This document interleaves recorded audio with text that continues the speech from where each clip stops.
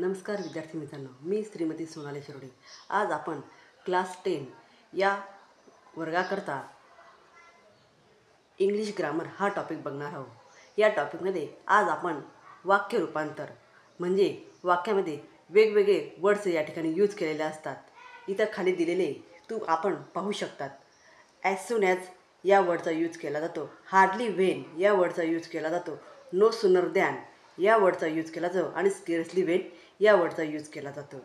तर तुम्हाला जी तुमची एक्झाम असते, एक्झाममध्ये क्वेश्चन विचारण्यात येतो की त्या ठिकाणी ॲज सून ॲजचं सेंटेन्स दिलेलं असतं आणि त्या ॲज सून ॲजच्या सेंटेन्समध्ये तुम्हाला नो सूनर दॅनचा यूज हा करायचा असतो किंवा ॲज सून ॲजच्या सेंटेन्समध्ये तुम्हाला हार्डली व्हेन किंवा स्केअर्सली व्हेन या वर्डचा यूज करून ते सेंटेन्स पुन्हा राईट डाऊन करायचं असतं।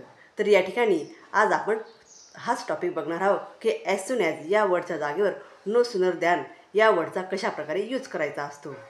तर ॲज सून ॲज या वर्डच्या जागेवर नो सूनर दॅनचा कशा प्रकारे यूज करायचा। एका पाठोपाठ दोन क्रिया घडलेल्या असतील आणि त्या दोन क्रियांमध्ये अत्यंत थोडा कालावधी असेल, अशावेळी ॲज सून ॲज किंवा नो सूनर दॅन या शब्दांचा वापर करून वाक्यरचना करता।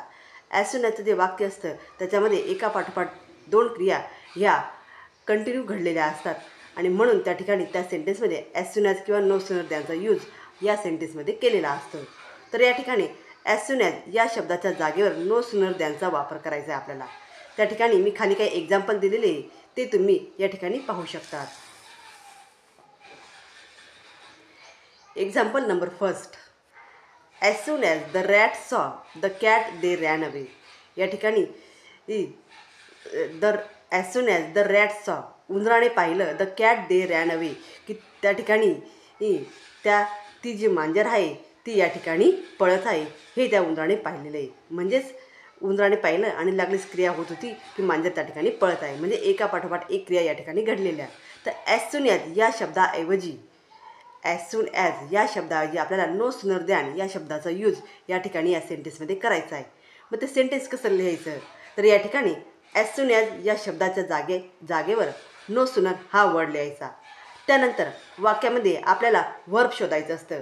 या ठिकाणी वर्ब आहे सॉ आणि हे जे सॉ वर्ब आहे तर सॉ हे वर्बचं सेकंड रूप आहे, म्हणजे V2 आहे। म्हणजे या ठिकाणी या V2मध्ये डीड हा वर्ड लपलेला असतो, म्हणून या ठिकाणी आपण जो लपलेला वर्ड आहे तो या ठिकाणी राईट डाऊन करायचा असतो। तो नो सूनर नंतर डीड लिहायचा। त्यानंतर या वाक्यातील द रॅट हे जे सब्जेक्ट आहे तो लिहायचा। त्यानंतर सॉ हे जे V2 आहे याचं इथं V1 लिहायचं, सॉचं V1 आहे C। त्यानंतर द कॅट आणि दोन वाक्य जोडण्यासाठी, म्हणजे फर्स्ट वाक्य इथंच कंप्लीट होतं आणि सेकंड इथून स्टार्ट होतं, तर या दोन वाक्य जोडण्यासाठी दॅन या वर्डचा यूज करायचा आणि second sentence they ran away हे पुन्हा जसंच्या तसं लिहायचं। अशा प्रकारे हे सेंटेन्स या ठिकाणी तुम्हाला सॉल्व करायचं असतं। त्यानंतर second sentence, as soon as the food was ready she called her son. तर या ठिकाणी ॲज सून ॲज या शब्दाऐवजी नो सूनर, त्यानंतर याच्यात वॉज हे जे हेल्पिंग वर्ब आलेले हे या ठिकाणी वॉज जर असेल, am is are was were ही जी हेल्पिंग वर्ब आहे ही जर या ठिकाणी आलेली असली तर ही या ठिकाणी जशीच्या तशी लिहायची। त्यानंतर वाक्यातील सब्जेक्ट द फूड, नंतर रेडी, दोन वाक्य जोडण्यासाठी दॅन आणि सी कॉल्ड हर सन हे सेंटेन्स पुन्हा जसंच्या तसं लिहायचं। अशा प्रकारे हे सेंटेन्स या ठिकाणी सोडवायचे असतात। त्यानंतर sentence number 3, sentence number 3, as soon as we push the button the lights are on. या ठिकाणी ॲज सून ॲज या सेंटेन्समध्ये नो सूनर दॅनचा यूज करायचा आहे। तर ॲज सून ॲज या वर्डच्या जागेवर नो सूनर, त्यानंतर इथं am is are was were हे कोणतेही हेल्पिंग वर्ब दिलेले नाही। मग या ठिकाणी पुश हे वर्ब दिलेलं आहे, पुश या वर्बमध्ये डू हे वर्ब लपलेलं असतं, म्हणून या ठिकाणी डू लिहायचा। त्यानंतर वी पुश द बटन, दोन वाक्य जोडण्यासाठी than the lights are on. अशा प्रकारे हे थर्ड नंबरचं सेंटेन्स आहे। त्यानंतर 4 नंबरचं sentence, as soon as the hunter aim at the bird it flew away. As soon as या वर्डच्या जागेवर नो सूनर, एमला ईडी प्रत्यय लागला म्हणजे V2 आहे वर्बचं, तर इथं डीड लपलेला आहे, तो डीड या ठिकाणी लिहायचा। द हंटर सब्जेक्ट लिहायचा, त्यानंतर V2चं V1 लिहायचं एम ॲट द बर्ड 2 वाक्य जोडण्यासाठी दॅन इट फ्ल्यू अवे.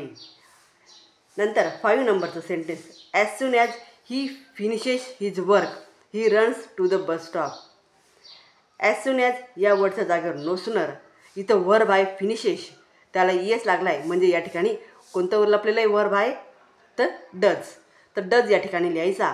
नंतर ही फिनिशेसचं V1 लिहायचं फिनिश हिज वर्क आणि 2 वाक्य जोडण्यासाठी than he runs to the bus stop he runs to the bus stop. अशा प्रकारे हे सेंटेन्स या ठिकाणी सॉल्व करायचं. त्यानंतर as soon as I had seen the snake I had hit it on its head.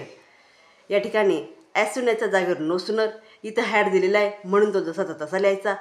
त्यानंतर subject I seen the snake 2 वाक्य जोडण्यासाठी दॅन आणि सेकंड सेंटेन्स जसंच्या तसं लिहायचं I had hit it on its head.